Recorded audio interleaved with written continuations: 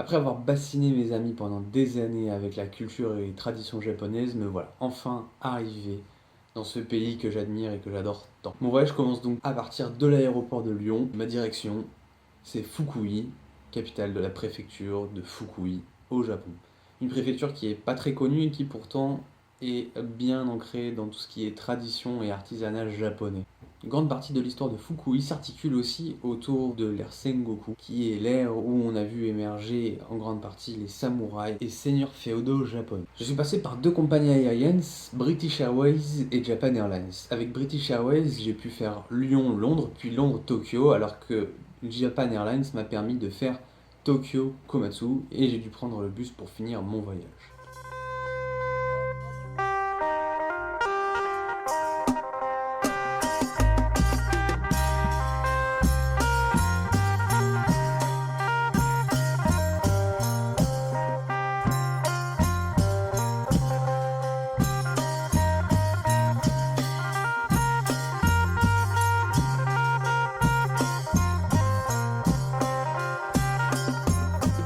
Une fois ce joli premier voyage en avion fait, il était temps de prendre l'avion Londres-Tokyo et de passer 12 heures enfermés au sein d'un même avion.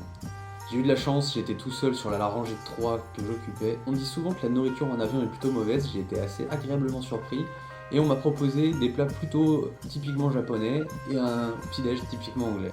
Il y a aussi les fameux films qui sont internationaux et qui sont très proches des sorties ciné, on les a presque avant les DVD et dont on peut profiter pendant tout le long du vol.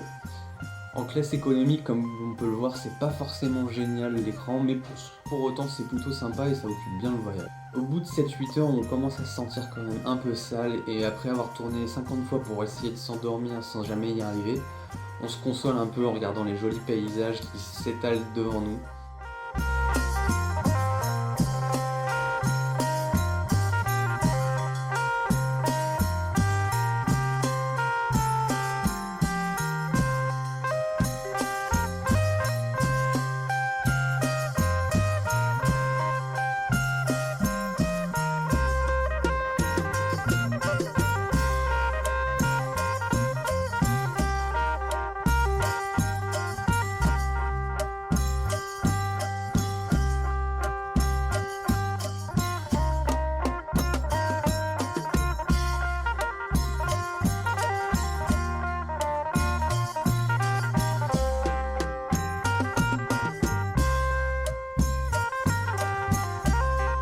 Une fois que j'ai posé le pied à Tokyo, tout de suite j'ai pu voir à quel point la culture était différente.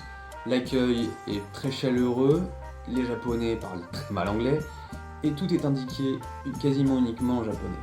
Il faut attendre les annonces en anglais ou alors trouver les seuls panneaux qui sont écrits pour pouvoir se diriger. La grosse différence entre Japan Airlines et British Airlines, c'est qu'on sent que la qualité du service est bien différente. Chez Japan Airlines, j'ai pu utiliser la Wi-Fi dans l'avion. On pouvait autant lire des articles, lire des magazines, que regarder des dessins animés ou autres comédies japonaises. Bon, malheureusement pour moi, c'était tout en japonais sans tout titre, donc je me suis regardé un petit épisode de Yokai Watch sans pouvoir rien comprendre. Le gros avantage avec la Wi-Fi dans l'avion, c'est qu'on peut profiter de son propre écran. Donc mon téléphone était quand même largement plus intéressant à regarder que l'écran pixelisé et quadrillé qu'il y avait chez British Airlines. Outre les sièges bien confortables, j'ai même presque regretté ne voler que pendant une demi-heure. J'ai vraiment apprécié pouvoir découvrir avec le soleil qui se lève le Japon dans toute sa splendeur et passer au-dessus de toute la chaîne de montagnes.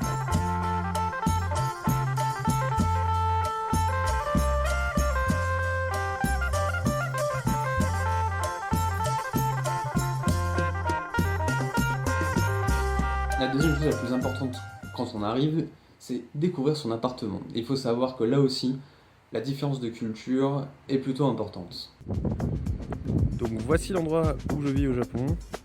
Ah, ce serait bien si ce serait vrai, hein. Grande maison. En fait non. Du coup j'habite dans un appartement. Alors pour ouvrir l'appartement, on met la clé ici, on tourne la poignée et on ouvre. Et comme à chaque fois, j'ai le loquet qui ressort. J'ai toujours pas compris comment il faut faire pour ne pas avoir le loquet qui ressort. Donc je suis obligé de le rouvrir à chaque fois. Quand on arrive direct dans la cuisine. Donc très important quand on arrive, c'est enlever ses chaussures.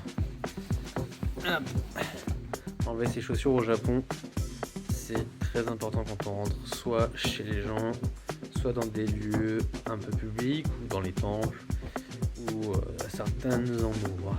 En général, quand les personnes viennent chez soi, elles s'arrêtent ici avec leurs chaussures et elles n'osent pas trop entrer. Il faut vraiment les inviter pour qu'elles entrent à l'intérieur. Ce qui est aussi différent un petit peu, c'est la salle de bain.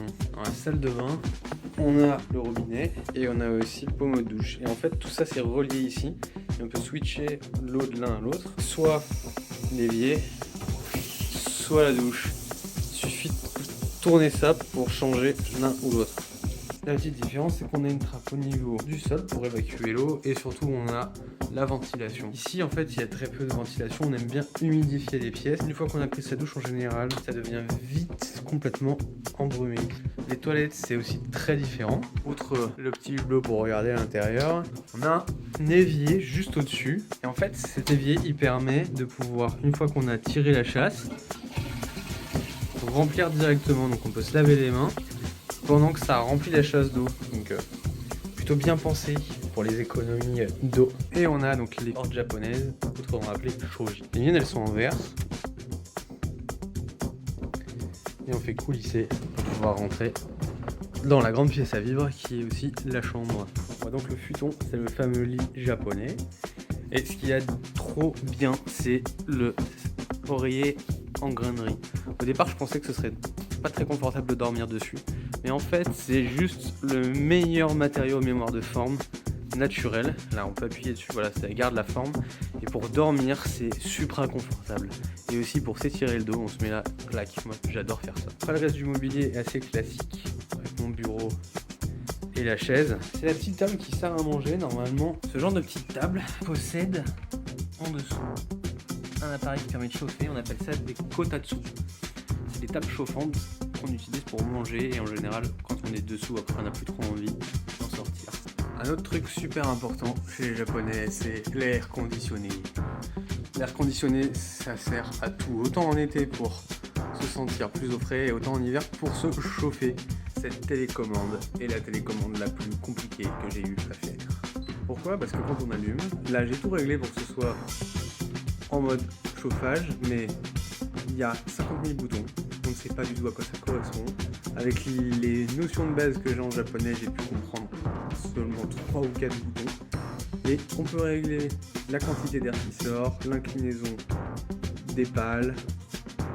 On peut régler si c'est sec ou humide. Et on peut régler si c'est chaud ou froid.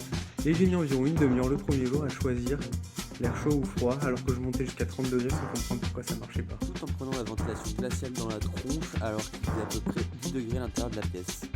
Et enfin, dernière chose, c'est le petit balcon. Donc ça sert surtout en fait de buanderie. On a l'étendoir classique qu'on peut déplier avec toutes les petites pinces à linge.